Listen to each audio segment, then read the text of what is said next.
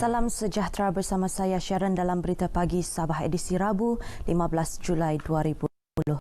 Jumlah kumulatif kes COVID-19 di negeri ini kekal 380 apabila tiada kes baharu direkodkan semalam. Berdasarkan infografik Kementerian Kesihatan dan Kesejahteraan Rakyat Sabah, jumlah kes sembuh meningkat kepada 368 dengan seorang pesakit sembuh di Kota Kinabalu. Jumlah kes aktif dengan kebolehjangkitan COVID-19 yang dirawat di hospital di 4 daerah kini tinggal 5 orang, iaitu 2 kes di Nabawan dan masing-masing 1 di Kota Kinabalu, Tuaran dan Keningau. Seramai 101 individu masih menjalani kuarantin di pusat kuarantin seluruh negeri, manakala 806 yang lain menjalani kuarantin di rumah. Jumlah korban akibat pandemik COVID-19 di Sabah kekal 7 kes, iaitu 4 di Kota Kinabalu dan masing-masing 1 di Tawau, Keningau dan Tambunan. Penyelidikan perubatan tradisional Cina TCM sebagai rawatan komplementari bagi pelbagai penyakit termasuk COVID-19 wajar diterokai secara serius. Justru Universiti Malaysia Sabah UMS melalui Hospital UMS, HUMS dan Institut Confucius menganjurkan ceramah umum bertajuk Traditional Chinese Medicine TCM in COVID-19 di Fakulti Perubatan dan Sains Kesihatan UMS LIKAS yang menghimpunkan para penyelidik universiti dan pakar perubatan.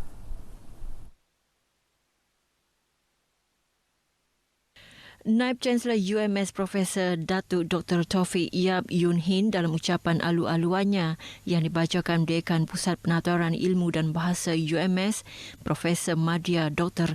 Lai Yew Meng berkata, usaha bersama itu merupakan platform terbaik untuk mempelajari dan mendalami kaedah perubatan tradisional Cina.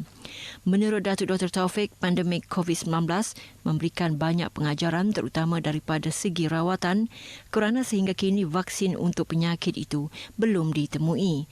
Ia sekaligus mengetengahkan potensi penyelidikan berkaitan keberkesanan TCM dalam rawatan pelbagai penyakit termasuk COVID-19. Sementara itu, seorang penyelidik TCM yang juga pensyarah di Pusat Pengajian Sains Farmasi Universiti Sains Malaysia, Profesor Madya Dr. Yam Mun Fe berkata, TCM merupakan kaedah perubatan tertua di dunia dengan sejarah kewujudannya sejak 2,500 tahun dahulu.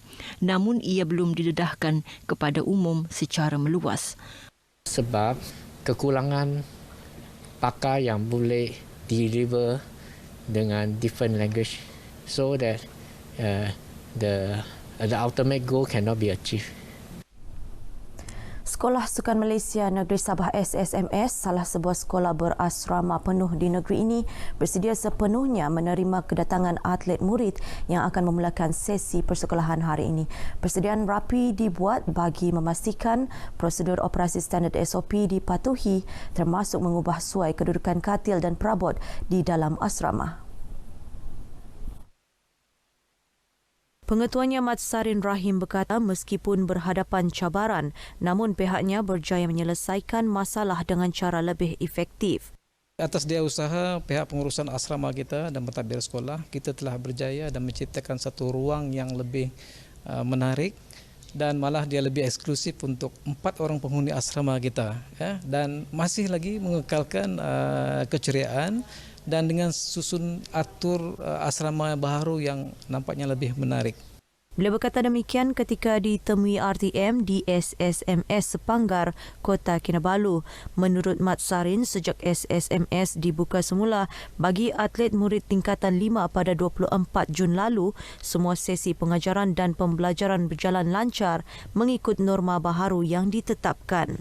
Aktiviti kami seharian ni semuanya okey, tak ada masalah apa-apa juga. Macam hari pertama hari tu memang ada kena bagi itulah. Kena bagi cara-cara macam mana nak jalan, mau sekolah, mau makan, lagi dia makan semua tu.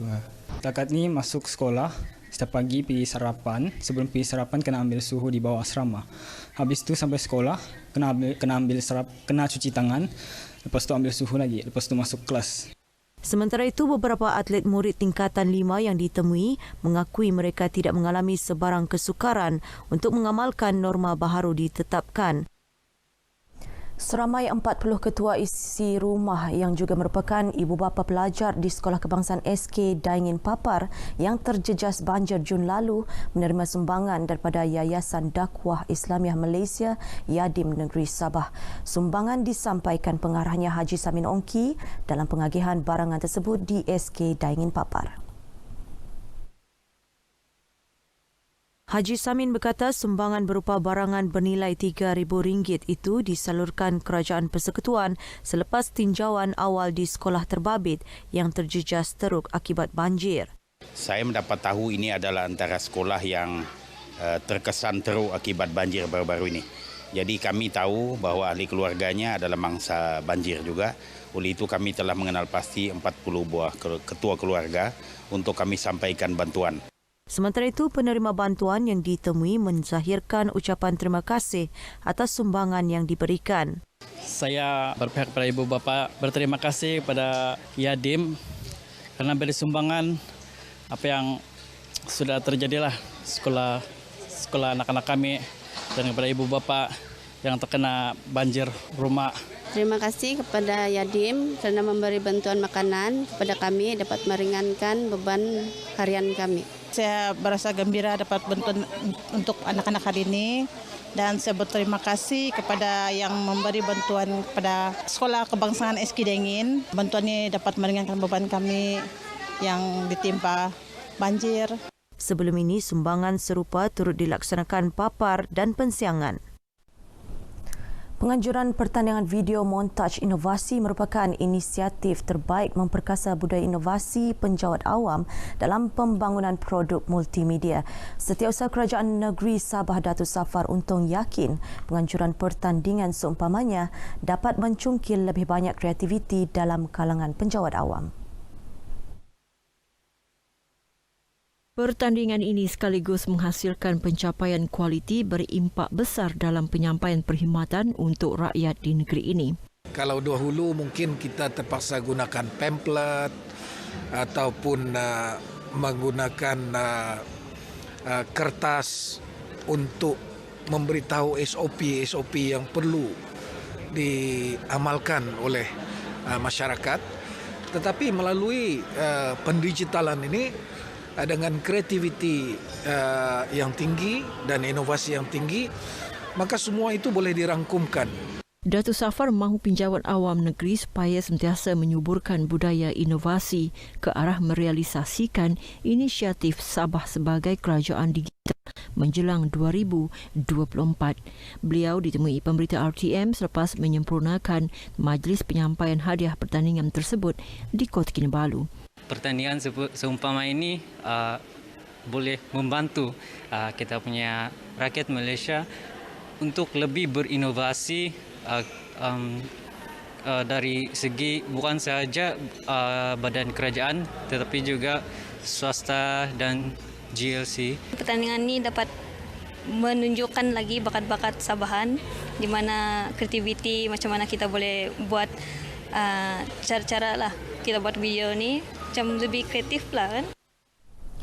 Lembaga Pertubuhan Peladang LPP Sabah meminta kerajaan menyegerakan pembinaan bangunan pejabat dan pusat latihan LPP negeri. Tapak pembinaan bangunan tersebut telah pun dikenal pasti di Kampung Tubobon Manggatal di kawasan seluas 2.56 hektar. Timbalan Pengerusi LPP Datuk Isnin Ali Asneh berkata pembinaan pusat latihan berkenaan bagi membolehkan lebih ramai anak Sabah mendapat ilmu dan kemahiran berkaitan pertanian sekaligus menjimatkan kos pendidikan. Saya minta kepada kerajaan hari ini supaya benda ini dibina di Sabah supaya kita dapat melahirkan lagi generasi-generasi anak-anak muda kita yang cerdik, terutamanya dalam bidang pertanian. Beliau berkata demikian kepada RTM selepas menghadiri taklimat LPP Sabah di Kota Kinabalu. Taklimat disampaikan pengarahnya Anita Miswari. Terdahulu berucap dalam taklimat ini, Datuk Isnin menyeru warga LPP dan ahli pertubuhan peladang negeri serta kawasan agar mendekati rakyat supaya fungsi pertubuhan itu lebih diketahui umum. Beliau juga mahu LPP Sabah melihat keperluan membina sebuah kilang padi di negeri ini, memandangkan LPP di negeri lain sudah mempunyai kilang sendiri sekaligus dapat memenuhi permintaan terhadap beras tempatan selain tumpuan terhadap penanaman padi bukit. Sebanyak 80 kekosongan pelbagai jawatan dalam sektor peruncitan dan perhotelan dibuka kepada pencari kerja di daerah Ranau. Temudaga untuk calon yang layak mengisi kekosongan tersebut dijalankan di Tenaga Kerja Daerah Ranau semalam. Menurut Ketua Penolong Pengarah Bahagian Perkhidmatan Pekerjaan Jabatan Tenaga Kerja Sabah, Osman Abdullah, temuduga dilaksanakan mengikut norma baharu selaras dengan pematuhan prosedur operasi standard SOP ditetapkan. Bentuk suasana ini agak berbeza, baru. Kerana kita ada norma baru mengikut SOP yang ditetapkan, jadi satu langkah yang baik bukan kepada pencari kerja saja, tapi kepada jabatan-jabatan dalam usaha kita untuk membantu kerajaan untuk mengawal COVID-19 ini. Beliau ditemui pemberita RTM di Ranau, sementara itu majikan dan pencari kerja menyambut baik usaha JTK ini. Barulah dari kami yang kami nampakkan dia macam ada SOP sudahlah sekarang. Ya, dia kira sebenarnya dia lebih menyenangkanlah sebab dia tidak terlampau pack. So kami boleh interview secara perlahan-perlahan, so tidak rush lah. Sepanjang PKP ada jugalah Google search untuk kerja di media sosial, tapi memang susah. Tapi bila Jabatan Kerja mengeluarkan iklan seperti ini, interview seperti ini yang memberi kami peluang, dorang tidak berputus asa untuk bagi peluang sama yang di luar sana yang belum bekerja untuk mencari kerja. Selepas Ranau Temuduga Terbuka JTK Sabah ini diadakan di Kudat hari ini, Kota Marudu pada 16 Julai dan pejabat JTK Kota Belud pada 17 Julai. Sekian berita pagi Sabah, budayakan norma baharu, jaga diri, patuhi arahan pihak berkuasa. Saya Sharon, salam sejahtera.